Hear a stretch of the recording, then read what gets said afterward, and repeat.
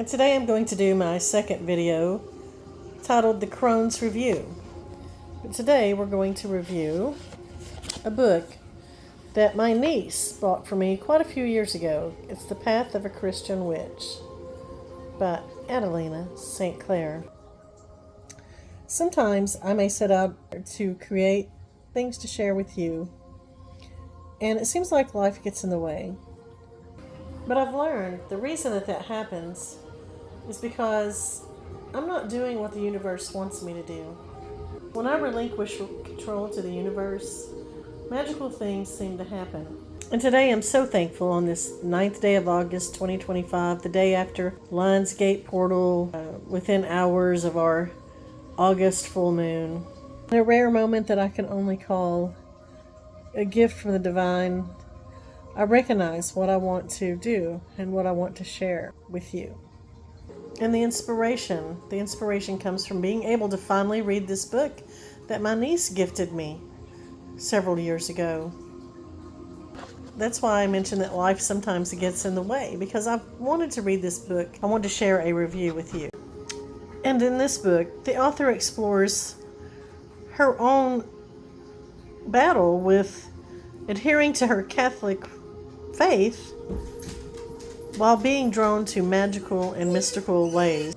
Yet some of the things that she felt guilty for was just feeling love and feeling curiosity. So briefly, the author joined a circle that would explore paganism and witchcraft. She was afraid and ashamed to bring up her Christian upbringing to these people. So very much like how we are afraid to admit we practice witchcraft or do magical spells as a Christian. Well, as a practicing Wiccan, she was afraid to admit that she had Christian beliefs, that she still felt drawn to certain aspects of the Christian faith. She felt like she was caught in between two worlds. Sometimes she felt like an imposter, trying to find herself and find where she was comfortable in life. I was especially drawn to this book and wanted to read it. I'm so glad I finally got to read it, because I too have wrestled with the contradictions. And in this book, the author is not afraid to explore what is a witch and what it means. And then she goes right into what does it mean to be a Christian. And so she asks herself, what is it that I believe deep in my core? What parts of Christianity are non-negotiable for me? This is what she asks. And then she works on merging and dealing with the contradictions. And the burning question that the author poses is, what is God and what do I believe? How do I reconcile my faith with the workings of the church? How do I fit in the practice of my religion with witchcraft, and how do I express it in my daily life without confusing everyone, including myself? And she was going to spend 1.5 years dedicated to studying and searching so that the Lord could guide her. And she saw that she could carefully blend her Christian upbringing with her new love and adoration of witchy things and workings. I like that the author covers a little bit about the saints, the matriarchs and patriarchs, the angels and the spirit folk. The author acknowledges that, she was raised in a world where she submitted to the preaching of men who knew nothing of what it was like to be a young woman or wife or mother. She wanted to open the door to the sacred feminine that was available to her, and that's explored in this book.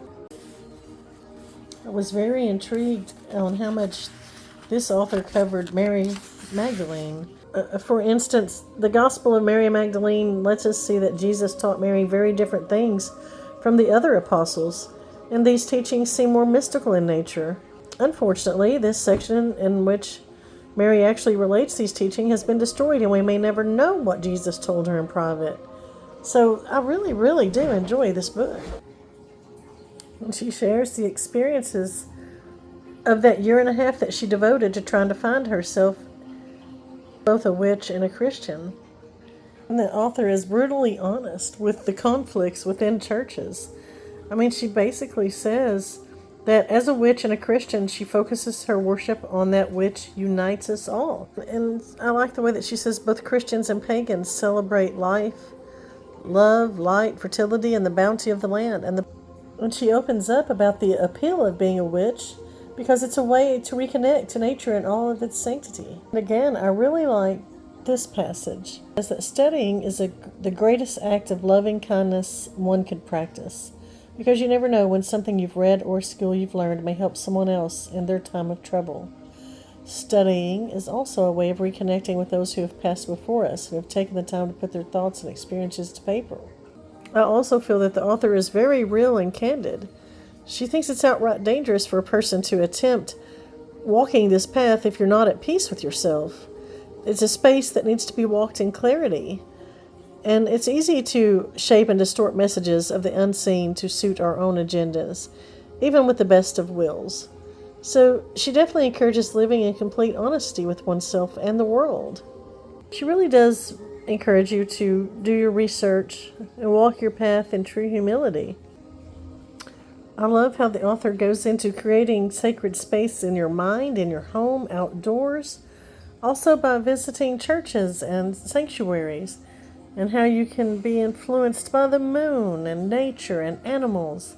This book is definitely something I've enjoyed reading. And so if you've ever wondered about, is it possible to be a Christian and a witch? I encourage you to pick up this book, The Path of a Christian Witch, and give it a read.